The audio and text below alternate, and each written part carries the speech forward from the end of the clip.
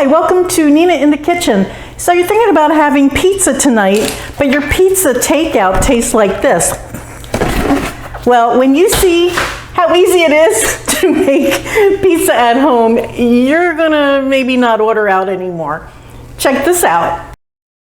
So I'm going to make the pizza dough today. Now you can buy your pizza dough from your favorite pizzeria. They will sell it to you. You can buy it at a supermarket. But it goes together so fast if you have a food processor, and it's delicious. So I don't think you're gonna be buying it anymore once I show this to you. The only caveat about using a food processor is that you can only do 3 cups of flour at a time. So depending on how much pizza you wanna make, this may not be your best option, but even if you use your stand mixer to make dough, that's only going to take about 5 to 7 minutes to knead the dough, right? So now I want to show you my food processor has a dough option. And if you're making dough in here, dough is heavy. So I always turn that button on and then turn the processor on. And it just helps put it into a gear that can handle doing something like a heavy dough. The other thing that came with my mixer is what's called a dough hook, and it looks just like the knife, but it doesn't have any serration on the edges. So this is not sharp at all. It just cuts through the dough and kneads it like a dough hook would. If you don't have a dough hook, then by all means use your knife. If you have a dough hook and it's plastic, go ahead and use your knife, because again, the dough hook is going through a heavy mass of dough, and if it breaks and you have bits of plastic in your dough, then you're probably not going to want to eat it. So I just wanted to show that to you before we got started. So here we go. So I'm starting with 3 cups of all-purpose flour in the bowl of my processor fitted with the dough hook. And I'm keeping an extra 1/3 of a cup because, you know, with flour, depending on if it's humid that day or if you're in a dry area, you need to play with 1/3 to 1/2 cup more flour than what your recipe will tell you. So I have 3 cups of flour, and I'm putting in 2 teaspoons of instant yeast and 1 teaspoon of sugar. So that's the yeast and sugar, and yeast and salt don't get along. I have 1.5 teaspoons of kosher salt. I'm going to put that around the edge so that they get like a slow introduction since they don't like each other. If you're using table salt, the iodized salt, then just use a teaspoon, not a teaspoon and a half. So I'm just going to pulse this.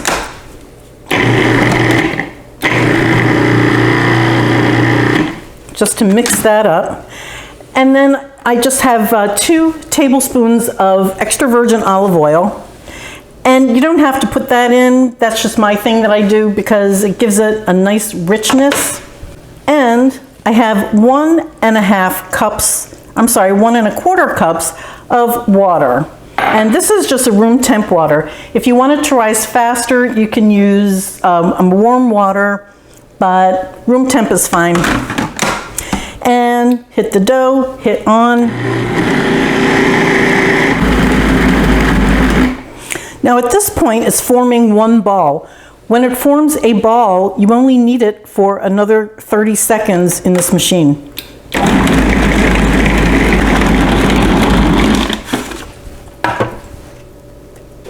This needs a little more flour, so I'm just going to go ahead and knead it on the counter.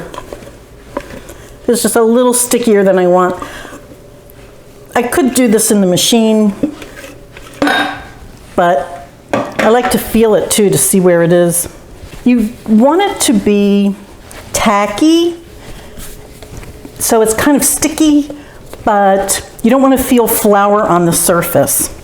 And then that's perfect. And we are there. See, it is kind of sticky, but it doesn't stick to my hand anymore. So that's perfect.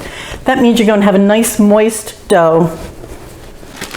What I've done is I've greased a plastic bag And the reason for this is I'm going to put this in the refrigerator and leave it overnight.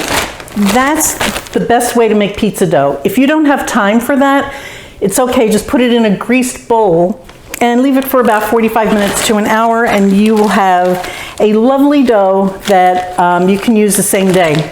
But if you think ahead, it really does make a better dough, because what happens is dough ferments, breaks down the starches and the gluten, and it makes it more digestible. It also gives it a great flavor because of the fermentation. So that's what I have over here. I have a dough that was in the refrigerator in a plastic bag that was oiled overnight. This morning I took it out, that was about 2 hours ago. I took it out, I put it in an oiled bowl, and that's what this is. Beautiful, look at that. It's alive. And all that you do, you know, there's a term to punch down your dough. You don't have to punch it down. All you do is you just sort of... So the pizza that I'm going to show you today is what is now in some areas of the country called a grandma pizza. Well, the first thing that you have to do to make a grandma pie or a homemade pizza is to oil your pan, which I have done, but just take some olive oil and you smush it around. And I use my hand to do this because I don't want to add any more flour to my dough. I don't want the flour to weigh my dough down. This is going to actually make 2 pizzas. So I'll get the second tray out in a minute. But the first thing I want to do is just push this out and just let it know somebody's here pushing on you. I want you to move. But for now, I have to let it get its way, right?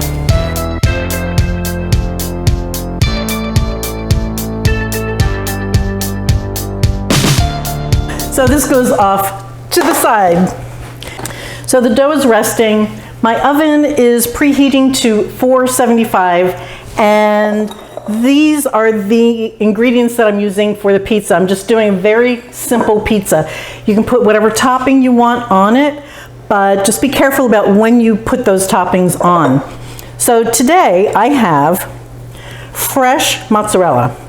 Now, you don't have to use fresh. You can use the square thing that you buy in the dairy aisle. That's fine, and it's going to be called whole milk, low moisture. That's a perfectly fine product to use.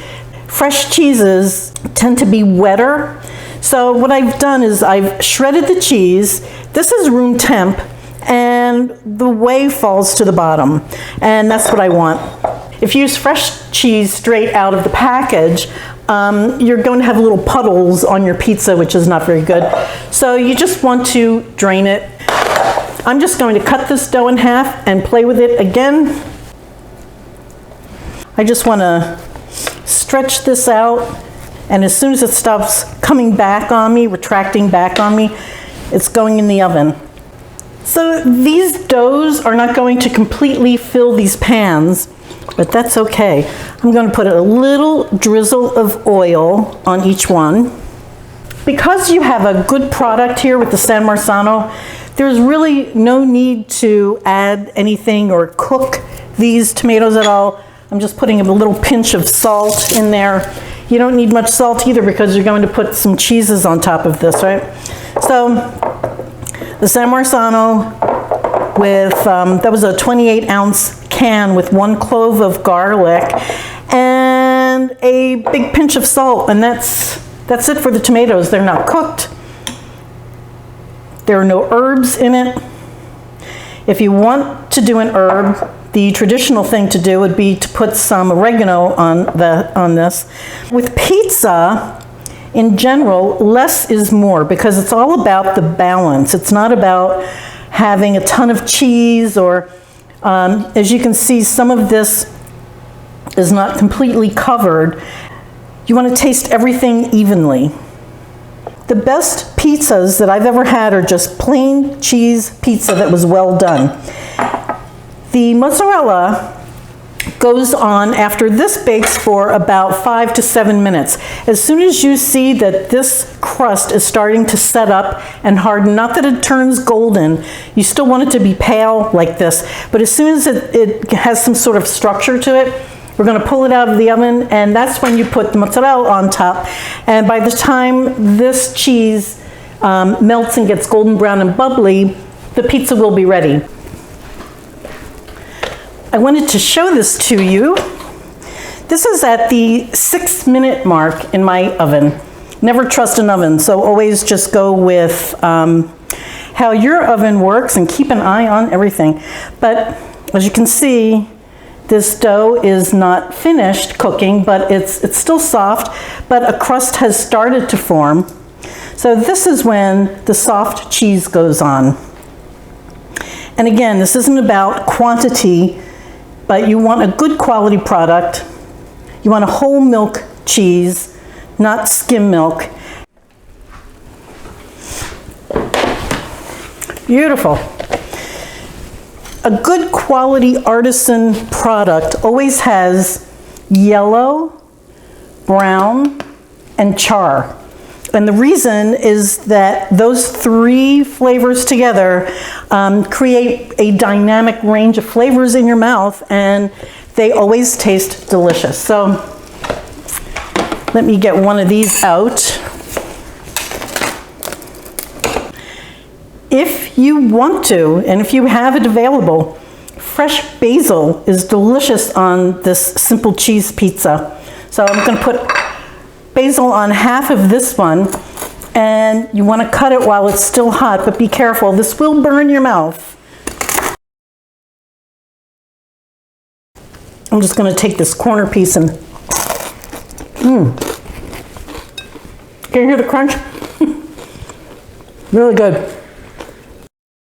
I don't want to eat this whole thing on camera, although I could. This is such a delicious meal. Great party food. If you plan ahead, you can get it on the table in a snap. Park your dough. You can buy your dough, whatever makes your life easier, but this goes together so fast. I hope you try this recipe. Thank you so much for watching. Please like and subscribe. kneadinginthekitchen.net for the recipe, and next time. Bye, guys.